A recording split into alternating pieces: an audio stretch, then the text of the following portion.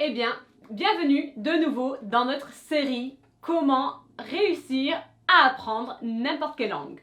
Aujourd'hui, je vais vous donner le deuxième point et vous expliquer comment vous devriez choisir un professeur pour pouvoir vous guider dans votre apprentissage.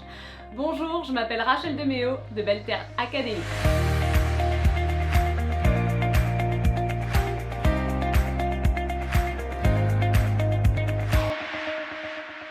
Donc voici 4 points quand vous essayez de choisir un professeur qui peut vous enseigner la langue dont vous espérez vraiment pouvoir apprendre, maîtriser et surtout maintenir.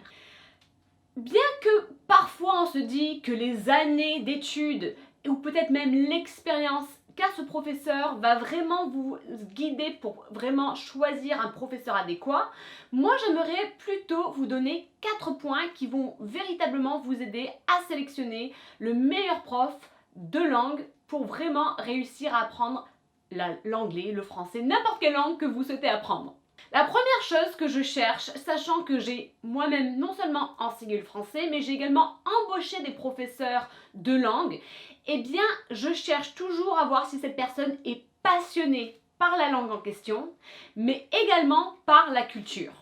Donc, quand vous choisissez un professeur, eh bien, regardez comment ils parlent de cette langue. Est-ce qu'ils sont vraiment passionnés? Parce que s'ils sont passionnés, c'est quelque chose, ça veut dire qu'ils aiment faire et qu'ils ont vraiment cette motivation et ils sont vraiment dédiés à pouvoir vous enseigner la langue et la culture, puisque ça va vraiment main dans la main. La deuxième chose que j'observe quand justement je fais des observations d'autres professeurs et que justement je essaie de voir quel prof je vais peut-être embaucher, c'est est-ce qu'ils savent bien expliquer les choses.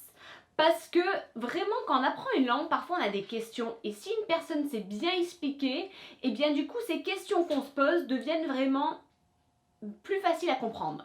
Parfois quelque chose qui semble tellement difficile, tellement prise de tête quand on prend un cours seul ou quand on lit quelque chose, et bien un prof peut l'expliquer de façon tellement plus facile que d'un coup ce poids qui semblait tellement accablant devient d'un coup enlevé, tout simplement parce qu'un professeur l'a dit d'une certaine façon. La troisième chose que moi, personnellement, j'encourage, c'est d'avoir un prof natif.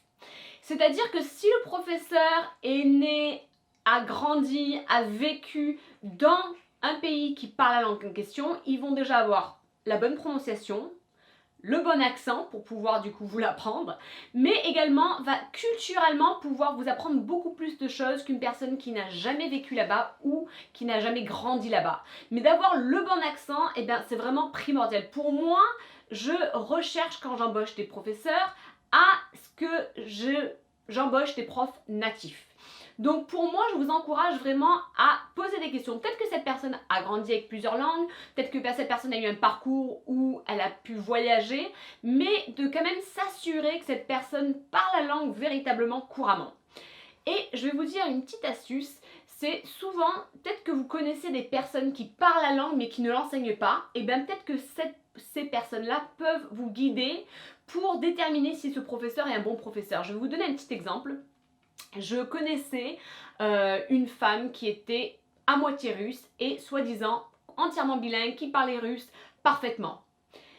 Moi, je n'allais pas forcément l'embaucher en tant que professeur, je ne cherchais pas forcément à apprendre le russe, mais en parlant à une autre personne qui était vraiment de la Russie, elle m'a dit en fait cette personne ne parle pas le russe comme il faut. C'est pas du tout sa langue natale, ça se sent qu'elle bug. Donc parfois une personne native peut vous guider pour trouver un professeur natif qui parle bien la langue. Et en même temps qui connaît du coup bien l'argot, les expressions qui sont utilisées, les équivalents, et puis peut vraiment vous guider dans l'apprentissage de la langue qui est utilisée, mais également de la culture. Et point numéro 4, c'est le petit truc en plus.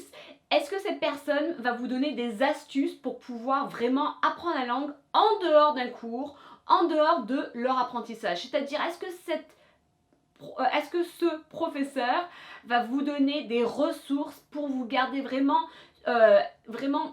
submergé, on va dire, de la langue, va vous donner des ressources pour intégrer ce que vous aimez faire avec la langue en question. Donc cette personne, quand vous regardez un petit peu le profil, mais vraiment c'est important d'avoir une conversation avec ce professeur et voir ce qu'elle fait en plus pour véritablement que vous appreniez la langue en vous fournissant des astuces pour pouvoir l'utiliser, pour pouvoir tous les jours faire quelque chose dans la langue et vraiment vous donner des astuces pour ne jamais perdre la langue.